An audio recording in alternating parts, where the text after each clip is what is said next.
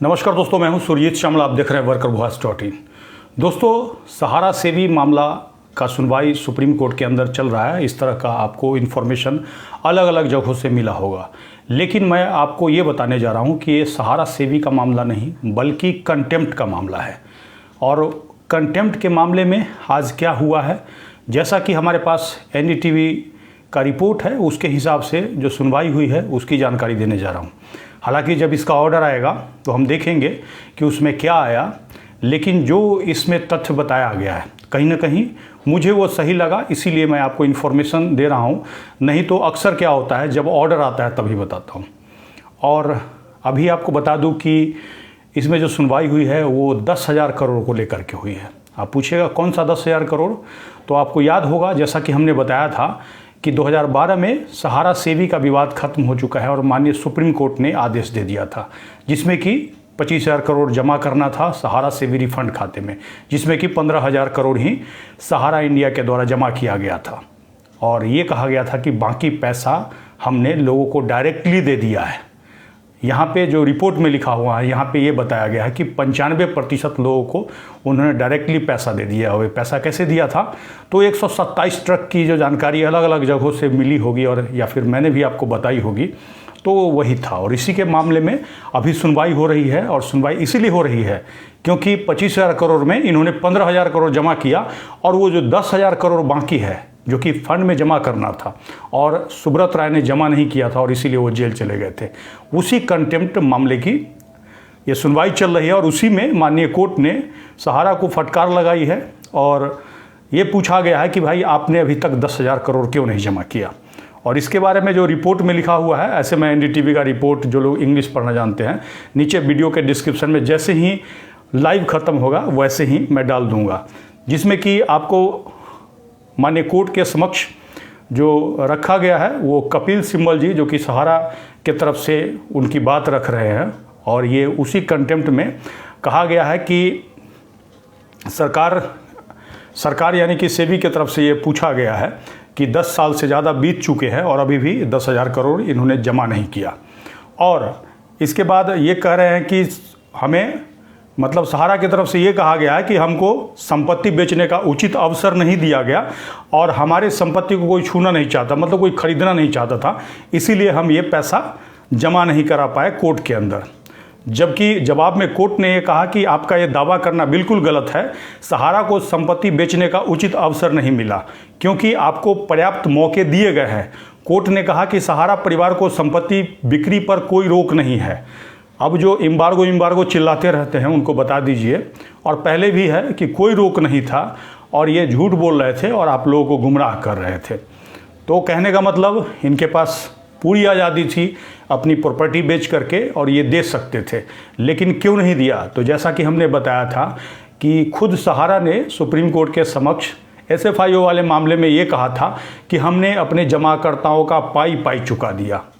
कैसे, तो वही 127 ट्रक लेकर के जो गए थे। कहने का मतलब जिस समय आपका कन्वर्जन किया, तो कन्वर्जन कैसे किया होगा, तो आपसे एक पेपर साइन करा लिया या फिर आपके बदले किसी और ने कर दिया, चाहे एजेंट ने कर दिया हो, ऑफिस के स्टाफ ने कर दिया हो कि हम पैसा सहारा का पा गए, और दूसरा पेपर जारी कर दिया और उसमें ये दिखा दिया कि इसमें आपने पैसा जमा किया। अब जैसे शेयर एप्लीकेशन आपसे भरवा रहे हैं, तो कल को उसमें भी ऐसा कर सकते हैं। और इसीलिए मैं आशंका जता रहा था। यहाँ पे माननीय कोर्ट ने उन लोगों को यानी कि सहारा को एक मौका दिया है और कहा है कि 10,000 करोड़ रुपया मतलब जमा कराने के लिए फंड में आप कौन कौन सा बेच सकते हैं उसका एक लिस्ट हमें सौंपिए। और इसके लिए 5 सितंबर तक का समय दिया गया, यानी कि आज 3 सितंबर है, 1 दिन 2 दिन के बाद का। और ये जो सुनवाई है लगातार 3 दिन चलेगी। इसके बाद सहारा के ऊपर का आरोप ये भी लगाया गया है, जैसा कि इस रिपोर्ट में दावा किया गया है कि उनके पास एक फर्जी जमाकर्ताओं की एक लिस्ट है, जिसके बारे में कोर्ट ने कहा कि पहले पैसा 10,000 करोड़ हम फंड के अंदर जमा करा लेते हैं, उसके बाद इस मामले को देखेंगे। अब इसमें बहुत सारे लोगों का सवाल ये होगा कि क्या इससे हमारा पैसा मिल पाएगा। तो ये कहना मुश्किल है क्योंकि इस केस में बहुत सारा केस लिस्ट है, इसमें अटैच है। तो बाकी में माननीय कोर्ट का क्या आदेश आता है, जो भी आदेश आएगा उसकी मैं जानकारी दूंगा, लेकिन इससे यही स्पष्ट हो पाया है। और जैसा कि हमने पहले भी कहा था कि सहारा सेवी का विवाद 2012 में ही खत्म हो चुका है और ये है कंटेम्प्ट का मामला, यानी कि माननीय सुप्रीम कोर्ट ने जो आदेश दिया था उसको सहारा ने नहीं माना था, और उसी में जो 10,000 करोड़ रुपया अभी भी उन्होंने नहीं दिया है, उसी को कहने का मतलब सहारा से सेवी के द्वारा सहारा से लेना है, और इसी के लिए अभी सुनवाई चल रही है। अब इसमें देखना है कि कोर्ट के आदेश का कब तक पालन होता है। ये 10,000 करोड़ रुपया जो है वो फिर से सेवी के खाते में चला जाएगा। अब क्या है कि अलग अलग न्यूज़ चैनल के द्वारा आपको ये बताया जा रहा है, और बहुत सारे हमारे कमेंट्स में भी आकर के लिखते हैं। कौन लिखता है ये? तो ये कहीं ना कहीं सहारा इंडिया के एजेंट है, वो लिखते हैं। क्या लिखते हैं कि सहारा के ऑफिस से भुगतान होना चाहिए। तो हमारा ये कहना है कि भुगतान करने के लिए तो कोई रोका नहीं है, पैसा तो आपने अभी तक बहुत जगह पर ऐसा भी इन्फॉर्मेशन आ रहा है कि जो लोग पढ़े लिखे नहीं उनसे अभी भी लोग जमा करवा रहे हैं पैसा। तो आपको पैसा देने से तो किसी ने नहीं रोका है, और ना ही कोई संपत्ति बेचने से रोक लगा हुआ है। तो ऐसा ये क्यों कहते हैं ऑफिस से भुगतान? तो ये जो सहारा सेवी के जो खाते में पैसा है, ये चाहते हैं कि सहारा को मिल जाए और तब वो ऑफिस से भुगतान करे। तो कहने का मतलब सहारा को कैसे मिलेगा? इसीलिए मिलेगा क्योंकि सहारा ये दावा कर रहा है कि हमने सबका पैसा दे दिया। तो वो जो सेबी के पास जो हम पैसा दे रहे हैं, यानी मतलब पहले 15,000 करोड़ दिया है और अभी ये 10,000 करोड़ वाली बात जब आ रही है, तो आगे बात ये खुलेगी।